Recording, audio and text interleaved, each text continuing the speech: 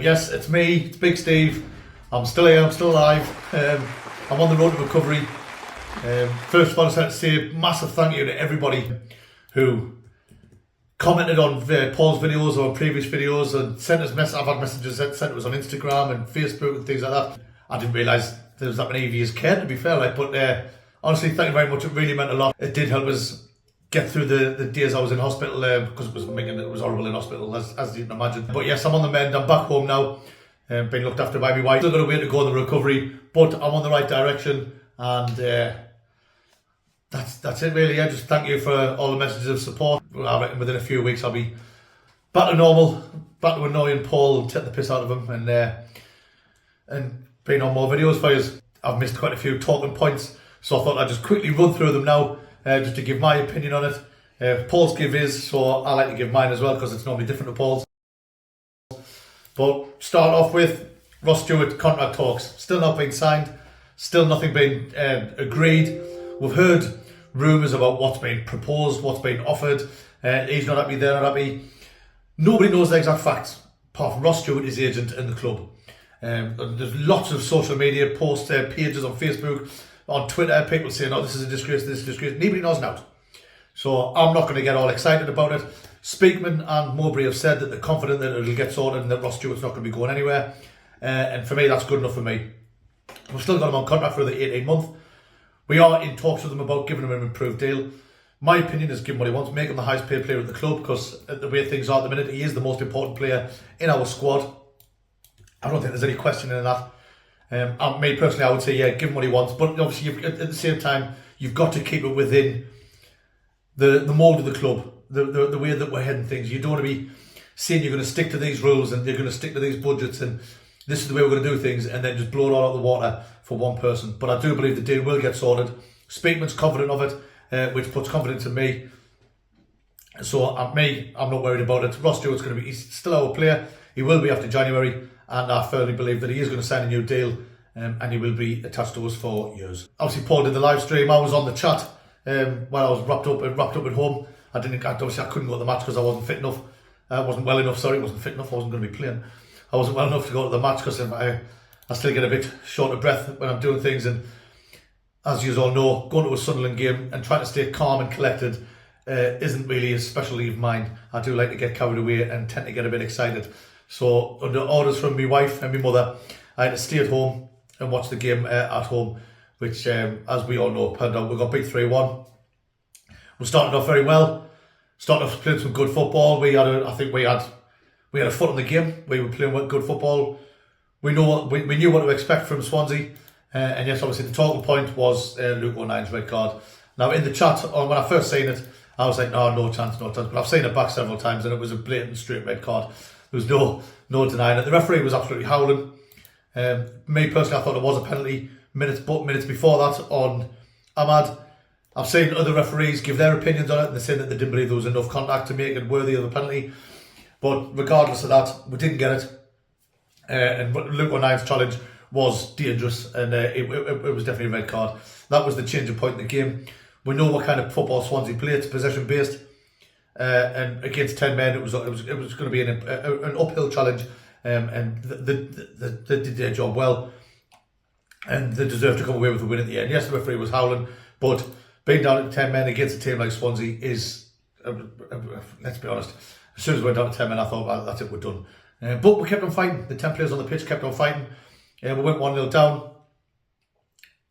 Then Dan Neil popped up with Sunderland's 7,500th league goal in their history. So Dan Neil's put himself in the history book scoring that monumental goal. And I'm over the moon it was Dan Neil. So one of our own scored the 7,500th league goal for Sunderland on Saturday. And it was one of our own that did it. So congratulations, Dan Neil. Well done. Like I said, it wasn't enough. Swansea were too much for us. We were getting tired towards the end, which is when they came out. They got the two late-ish goals. But like I say, the Luke O'Nine decision was what changed the game for us. Would have been a different story had that not happened. But it did. We move on. And we've just got to concentrate on the Middlesbrough game next. Luke O'Nine, I know you're watching. Didn't worry, I still love you. You're still my favourite player. One thing I will say though is some people on social media need to get a grip. Because over the previous weeks, Luke O'Nine's been Mr. Sunderland, which I named him. Mr. Sunderland, he's like died for the club. Everyone's loving him, especially when he scored the late winner against Shrewsbury. And everyone's been talking about it. Then that one bad decision he made with the bad tackle on Saturday, and there's been people slagging him off online.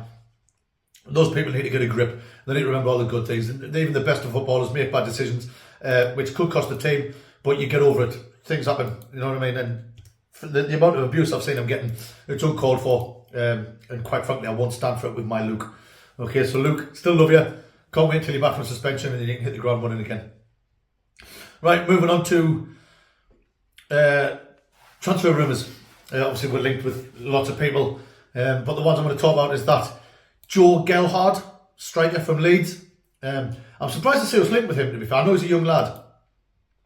But he's actually made 15 appearances for Leeds in the Premier League this season. So he's in the squad and he's getting regular game time. He's got 2 assists this season. He hasn't scored any goals, but I think he's been making most of appearances coming off the bench. He's a young forward. He's got lots of potential. We are heavily linked with him. Apparently, there's just apparently deals are in place, but we're waiting for final decisions to be made. I think Leeds are waiting to bring other people in before they finally agree to releasing them. But for me, it'll be a decent signing. He's young. He's fast. He's only 20-year-old. He's a fast player. He's confident on the ball, and he's got a bit of flair about him. So I think dropping down into the Championship, playing with us, I think the way we play football, I think it would suit his game from what I've seen of him. I think we're a young, aggressive, like attacking team, and I think it would do him well. I think Leeds are keen to bring him to us, but I think they want to bring in replacements before they allow that to happen. Hopefully there'll be more on that over the next few days rather than the next couple of weeks, because we do need to start bringing signings in through the door. And the one that apparently today is a done deal, according to Reluctant Nico, or whatever his name is on Twitter. He's saying that the Ekwah deal is done. Of course, we always wait until we see him outside the academy or in the stadium with the scarf and the top on. I haven't seen that yet, but apparently the deal's done. We know he got shown around the academy a light in the stadium last week. The deals are in place, everything's done. I don't know what, I think we're just waiting to cross the T's and dot the I's. But apparently the day that deal's been done, so I would expect to see this evening maybe the pictures of him with the shirt on and with the scarf. Now, his full name is Pierre, it's not, that's full of shit. His name is Pierre Emmanuel Ekwah Elimbi. So you can understand why he's shortened it just to Pierre Ekwah. From what I've seen of him, I've spoken to a few of my pals who's West Ham fans, and I've seen little bits like what I've read online and things like that. For me, he sounds like what we're missing in the centre of midfield. He's tall, he's physical, and he likes to take control of the ball. Now, although I mean Corey Evans, Dan Neil, Abdullah Bar, since he's come into the team, and Mitchell started doing well, we're still missing for me that real physical presence, someone who's got a bit of size about them, who can like a Yaya Toure type of player who just flings himself about, uses his strength, his height to dominate the position in the middle of the park. And for me, I think this Ekwah could be a player who does that. He hasn't made any appearances for West Ham in the Premier League this season, but he's been playing in the Premier League too. He's made 10 appearances. He's scored 4 goals from midfield. I know West Ham have put him down as a central defensive midfielder who can also play left back and centre back. But I seen an interview that Ekwah did himself, and he said he classes himself as like a number 8. He likes to think he's a box-to-box midfielder. He likes to play with the ball, get forward, and obviously do his defensive duties as well. So from what I've read, what I've seen, obviously the proof will be in the pudding. West Ham fans aren't that keen on letting him go. They weren't very keen on letting Elise go, and he's turned out to be a brilliant signing for us. Ekwah's come under the recommendation of Elise. Obviously they played together for years for the West Ham under 21s or whatever you want to call them in the Premier League 2 and things like that. And Elise, when he came to the team, he made the position his own, and then unfortunately he got injured. And he, like I say, he's highly recommended. Ekwah, centre midfielder. A lot of West Ham fans are keen to keep him as well. So hopefully it can only be another good sign. Hopefully it'll be announced this evening. We'll see the pictures that we all thrive to see, because that's when you know for a fact that the signing's actually happened. So that should be coming tonight. Obviously we're linked with loads of the players, but I'm not going to go through them all because we always get linked with everybody. Tomorrow you'll probably see me and Paul on a match preview for the Middlesbrough game on Sunday. It's not a derby, just say that all the time.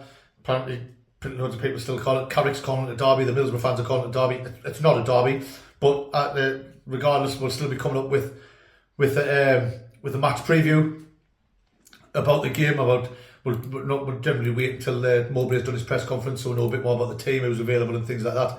But that video should come tomorrow. Hopefully I'll be at the game on Sunday. My wife's sitting looking at us now, shaking her head, saying no, she doesn't think I'll be well enough to go, because I do tend to get a bit excited at the games, like you know. But we'll wait and see. I'll see if I can get there and just stay a bit calm. But apart from that, thanks again for the messages and the comments that you put on the videos. Really does mean a lot. I'm on my way back. Hopefully I'll be back to the full, like doing all the videos and doing them properly. But until, well, I'll see you tomorrow on the match preview. And hopefully I'll see some of you at the game on Sunday. But until then, I'm going to have to go now because I'm getting out of breath.